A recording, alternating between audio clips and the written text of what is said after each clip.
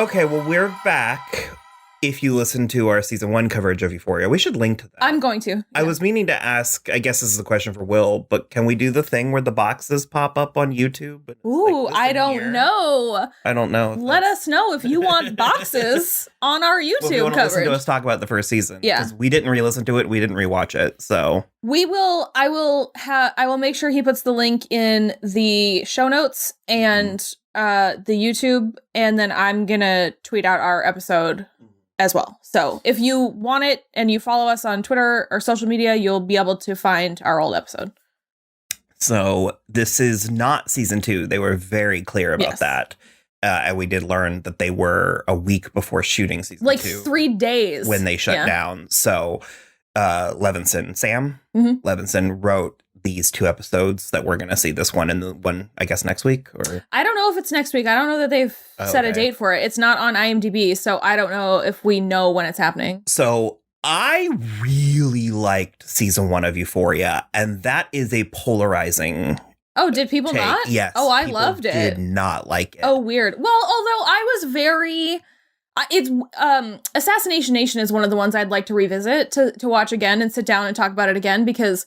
You were good when we... I was good when we were done with You liked it, but... I did, but I was like, that's maybe good for me. And I think actually, in retrospect, and like maybe watching it again, I think I might like it more than I did the first time. And I think that might be something to do with Sam Levinson's overall style, is it's very frenetic and it's very choppy and it's very like, go, go, go, go, go.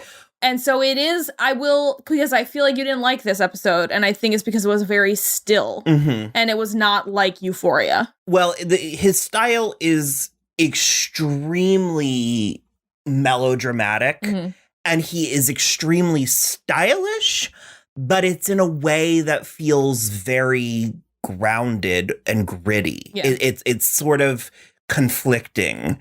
And so there were a lot of people that didn't really care for season 1 because they found it too sensationalized. Like they found it too over the top. And specifically, like I was reading a Rolling Stones recap where they referred to Nate's plot.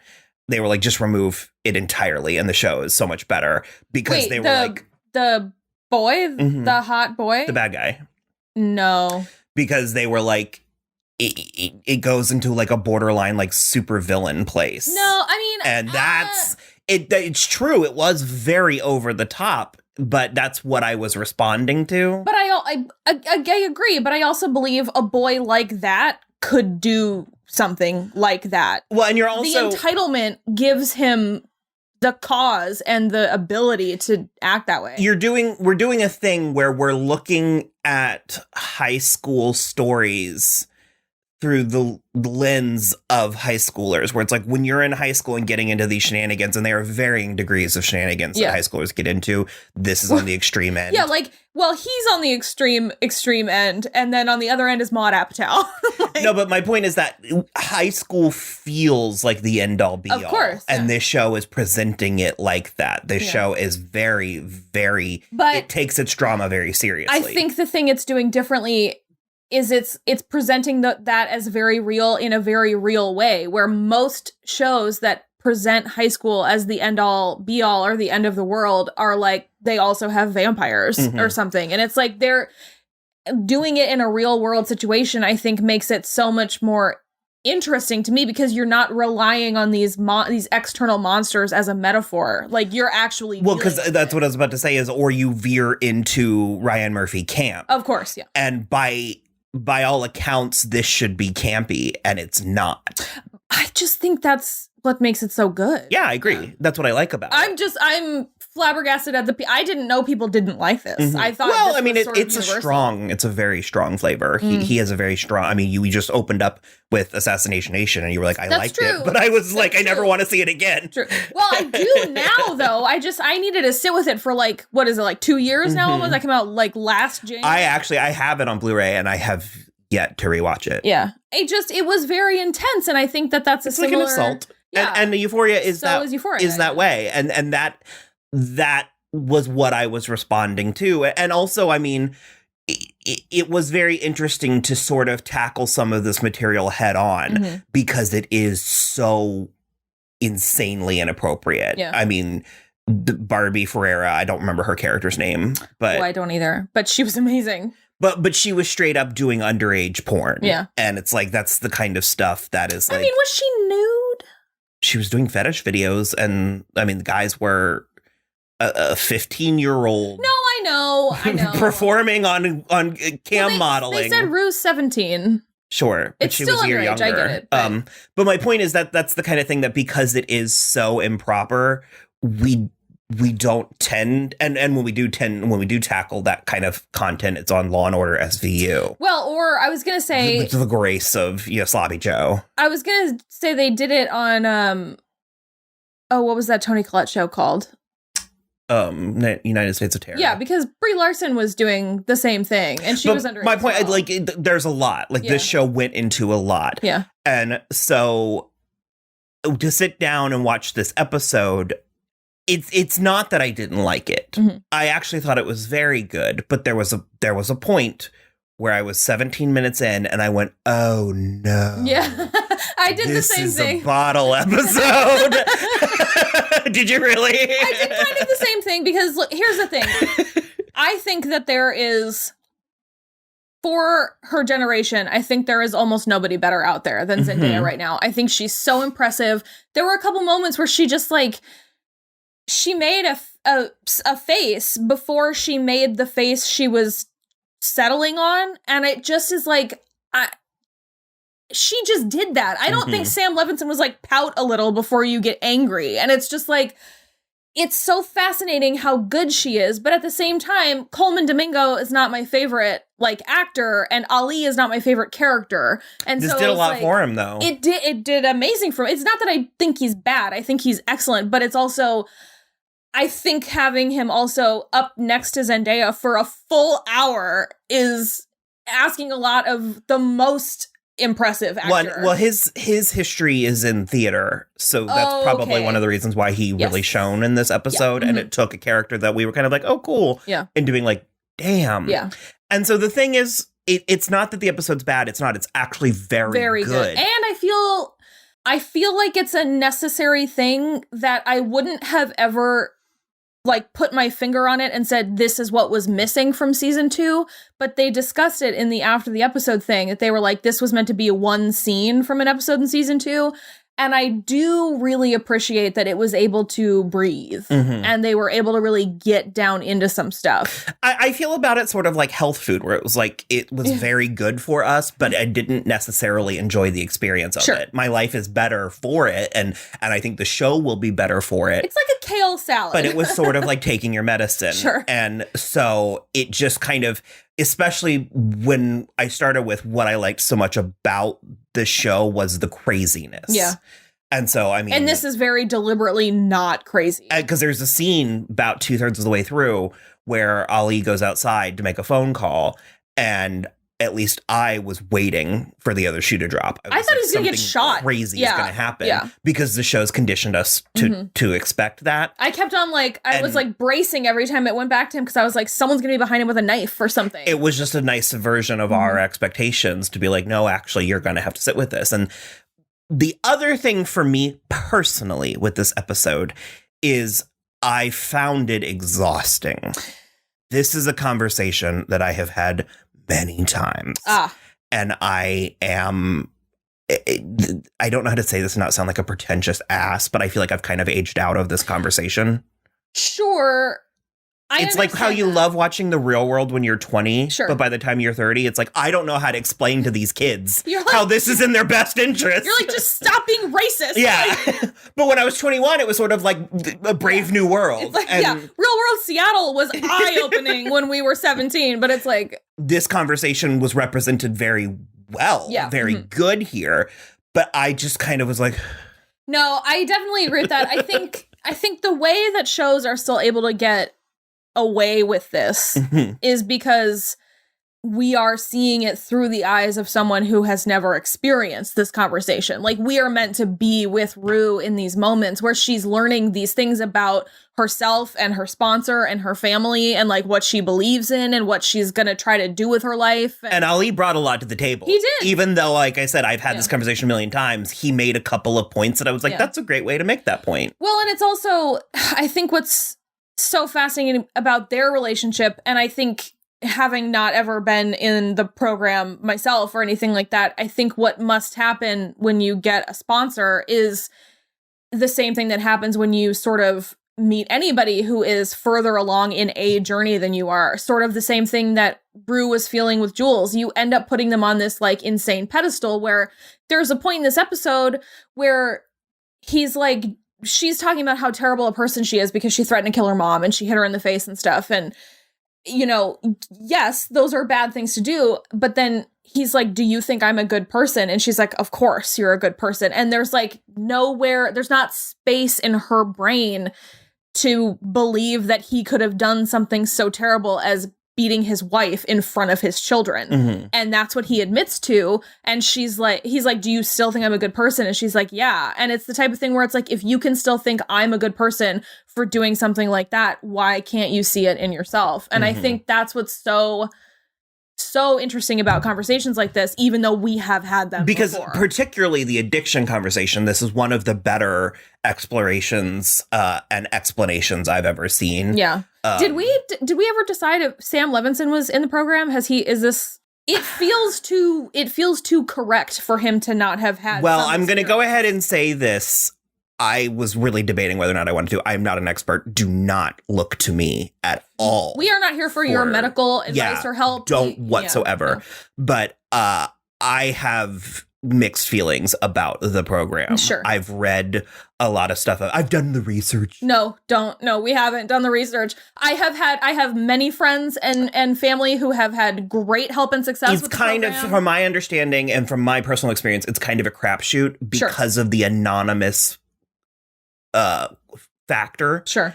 It can't actually be tested. I see. Like, you can't actually get the results, like gauge and all that. And so a lot of it does depend on the specific dynamics. And frankly, this episode did an excellent job because one of the biggest issues with the program is the God is giving it up to God. It is very, very white American Christian in its foundation. Sure. Absolutely. And it's something that they sort of, a lot of people, lampshade or hand wave it away. And this episode, if that's something that you've ever struggled with, this episode did a really good job of sort of like breaking down what exactly does God mean. Yeah. Yeah. And be your own anchor is kind of what this episode said. Look, we're having a very Teen Wolf day. If you're struggling, there's a couple of choice episodes of Teen Wolf that we could let you watch. We can point you in the right direction. So that's where and also furthermore, I do personally, this is just clarification on my part, but I believe that there is a difference between, an addict and someone with a substance abuse problem. Sure. And Rue is an addict. Yes. Yeah. She is it's clinical for Rue. But to that note, I mean, like I said, the program, because of the anonymous nature of it, you cannot treat it clinically because you're meant to, like, scientifically you can't gather results, and they have a monopoly on it in a way that there's a lot of like scientists and like psychologists and stuff that are like, there's probably a better way because it is sort of like a catch-all type of program, and like everyone who's addicted is probably addicted in a different way, and they deal with it because I'm just gonna dealing with their thing in a different way. I'm gonna navigate back into the episode and away from this dodgy conversation. But we've given no medical advice. Jules is a drug. Yes. 100% for Rue, and I like Jules. Jules is one of my, if not my favorite character on the show. But their relationship is no good. Yeah. As it stands, it's no good. I do think it could become healthy. And he called it out. Yeah. I was so glad that he was like... That exchange was so hilarious and such a like Gen Z thing, it feels like, because she was like... She said something about like she cheated on me, and I was like, y'all were not dating. I was like, you were not in a relationship. And he was like, how I didn't. Rue fills in blanks. Oh, she does. And so Ali was like, well, how I didn't know you guys were in a relationship. And she was like, well, you know, we like kissed this night or whatever. And he was like, and then when did the relationship start? And she was like, I just told you it was then. And he was like, when did you talk about it? And she just was like, ugh, why would you talk about it? It's so weird. And I was like, oh, you have to talk about it. Otherwise, you're just hooking up and it means nothing. Mm-hmm. Especially, well, not that it means nothing, but... Well, but it doesn't mean what you think it means. And especially with somebody, a person like Jules, she is a free spirit if ever there was one. I mean, Jules is, and I don't think this is problematic at all, but she's a bit of an enigma. I mean, she is something slightly new. Yeah. And there isn't a social protocol. There's not a social protocol. There's not a roadmap for Rue to follow. And she also she has her own problems and demons. And like, you know, letting Eric Dane raw dog her in a motel is like not... That's also not healthy behavior. But also because remember, I think of Jules as being very innocent. And when you consider what she's done and the fact that she still registers as innocent to me, I mean, that well is deep. I think there's a compartmentalization that she's capable of. And so I think she is capable of being very innocent, but she's also in this sort of nebulous headspace where she's like, I have to be able to do these things. And so I'm going to go with Eric Dane to this motel room. But I also am maybe in love with Rue. And they're like two competing parts of her personality that I think she can't necessarily, you know, make work with each other. They don't mesh in her mind necessarily. So she is very compartmentalized in the way that she behaves in different situations. And I think that she doesn't realize that she's a drug to Jules. I think she thinks that they are just best friends who make out sometimes. Close, yeah. And especially with her relationship with sex that she has, I think the making out means very little to her emotionally, where it actually means the world to Rue because she's clinging to her like this lifeline, which is not what Jules is equipped to handle. Some people treat sex as like fondness, and others treat it as passion. Sacrosanct. Yeah. And it's like, so it was a very necessary episode, but I mean, it's not unlike, what was that one in Penny Dreadful? It was a similar bottle episode in the padded cell. The entire thing took place in that one cell. Or even this is a very sort of, it's not glib, but example, but that Family Guy episode, the one that bank vault? Yeah.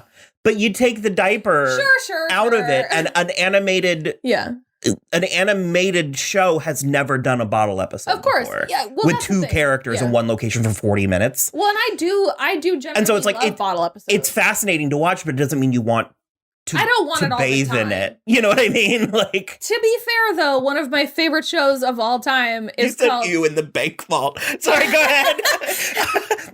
Go ahead. Sorry. One of my favorite shows of all time is a show on HBO called In Treatment, which was 5 episodes per week, and they were all bottle episodes because it was all just Gabriel Byrne and another character in a room doing therapy. It was amazing, but it's very funny that you say that because I do love bottle episodes, but it's like...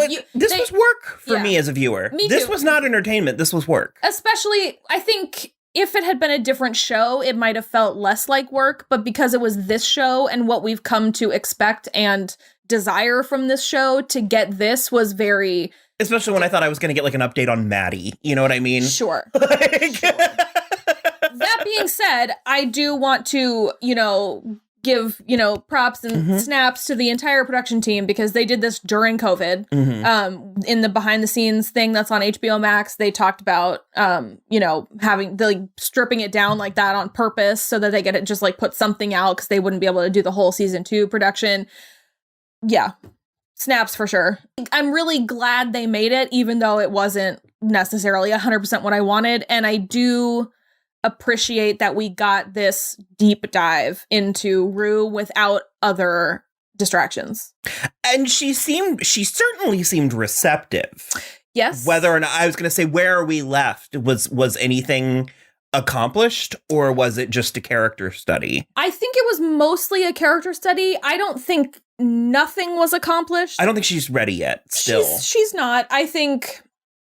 Despite the terrible things she's done, I think she has still not hit rock bottom, which you would think would have been the fentanyl, but apparently not. The conversation with the waitress that was quite added a bit of a jolt of energy. Miss Marsha was a good time. I was gonna say, when Ali goes outside to call one of his daughters, I thought that was actually a really interesting juxtaposition with the way that, like, it sort of goes back to the, like, putting him on a pedestal thing that I was saying, because, you know, he does feel like this kind of wise older man who is Rue's sponsor and is, like, trying to help her through this with his wisdom, having been, you know, a self-described crack addict for like 30 years or whatever. You know, it's really interesting when he goes outside and he tries to call his daughter and she answers the phone, and it is one of the most awkward phone conversations that you can only hear half of. Well, because you keep waiting. It gives you just enough. Like, you're like, oh, there's conflict, but it never goes full conflict. No, and I think it's that anxiety that... Because he's trying to be so submissive in the whole interaction, because all he wants is that family back. And I think it's a really interesting... It's sort of seeing, like, what might happen to Rue if she keeps going the way she's going, where it's like she could alienate her family to that level. Well, and I think a lesser show would have gone full drama, where she's like, how dare you? And then he's crying. And then, you know what I mean? But it was like that weird sort of like tiptoeing the line of, we were like, oh man, this isn't going well, but yet it's still going. But then he was able to talk to his grandson for a minute. Who didn't remember him. It was like very... It was nice to see him sort of also taken down a peg, because we always knew he was an addict because he was in the program and he was trying to help Rue, but it sort of skewers the, like, you know, the magic older black man kind of thing. And I liked that a lot, because I think Rue can't see that about him yet, even given what he admitted to her in this episode. And so having us see it, I think, is a nicer window into that. So we can be like, his life is even more messed up than you thought it was. And I don't know. I really like when we're all on the same level. We're all dealing with similar, you know, nonsense, and just like what level of nonsense you're dealing with and how you internalize that and take it in. I don't know. I liked it a lot as a character study. I didn't like it as much as an episode of Euphoria. Is that encompassing? Hopefully we'll return soon with probably Jules. I would imagine it's got to be Jules. It's just Maddie. Just like checking up on Maddie, episode 2. And we're like, I mean, okay, but why? Oh, man. Okay, well, you can follow us on Twitter at So I'm Watching, or Instagram at So I'm Watching This Show. Our website is soimwatching.com, and while we will link to the other Euphoria episode, you can search Euphoria on our website and you will find it. And then otherwise, just rate, review, and subscribe on YouTube, which is the only place that this is going to be. Oh, okay. Yeah. I mean, you can subscribe on your podcast listening platforms too.